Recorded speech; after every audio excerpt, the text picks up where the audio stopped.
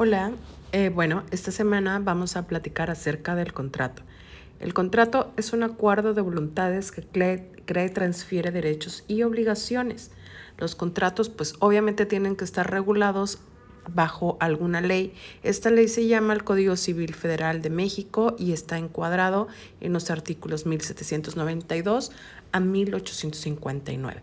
Ahora bien, la pregunta, ¿qué es un contrato? Bueno, los convenios que producen o transfieren las obligaciones y derechos toman el nombre del contrato. Esto lo encontramos en el artículo 1793 del Código Civil. ¿Qué necesitamos para que exista un contrato? Bueno, de acuerdo al Código 1794 del Código Civil Federal, tiene dos elementos de existencia. Uno es el consentimiento y el otro es el objeto. El consentimiento se refiere a la manifestación de la voluntad de las partes, ya sea de forma expresa o de forma tácita. Y el objeto se refiere en primer lugar a los objetos materiales, como pueden ser bienes, como también se refiere a propósito de contrato, es decir, la obligación que se crea. Por ejemplo, en un contrato de arrendamiento el objeto sería el bien arrendado, pero también sería el derecho a usar el bien y la obligación de pagar una renta. Para la existencia de contrato, entonces, necesitamos dos cosas. Recordamos el consentimiento y el objeto. Esto lo encontramos en el artículo 1794 del Código Civil. ¿Qué elementos de validez tiene un contrato?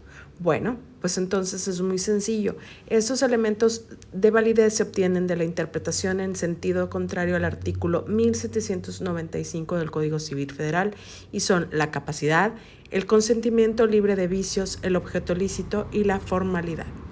La capacidad de las partes, ese es el primero. El segundo, el consentimiento libre de vicios, es decir, circunstancias que no permitan que la persona esté de manera libre de acuerdo con la suscripción del contrato. Un objeto lícito, legal, que no sea contrario a la ley, que no sea un delito o que no esté prohibido. Y la formalidad o solemnidad requerida por la ley. El contrato puede ser, por supuesto, invalidado por la incapacidad legal de alguna de las partes o solo de una de ellas, ya sea por vicios de consentimiento o porque su objeto o su motivo o su fin sea ilícito, o por último, porque el consentimiento no se haya manifestado en la forma que la ley establece. Esto lo encontramos encuadrado en el artículo 1795 también del Código Civil.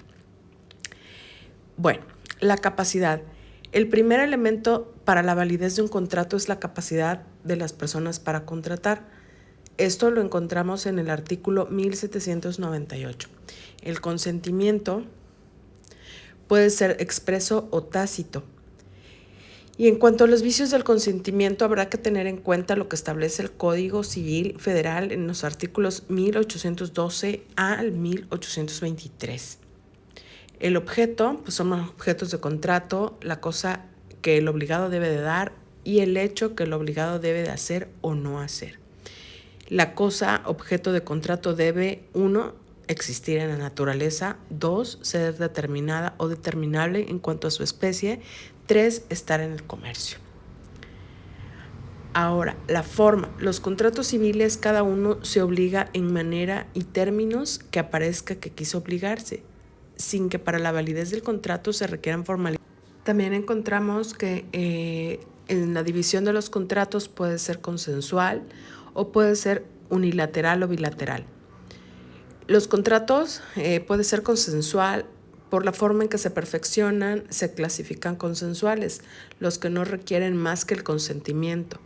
Los formales, aquellos que se perfeccionan por escrito, y los solemnes, estos últimos requieren una forma específica. Por lo general, el contrato solemne es por excelencia el matrimonio.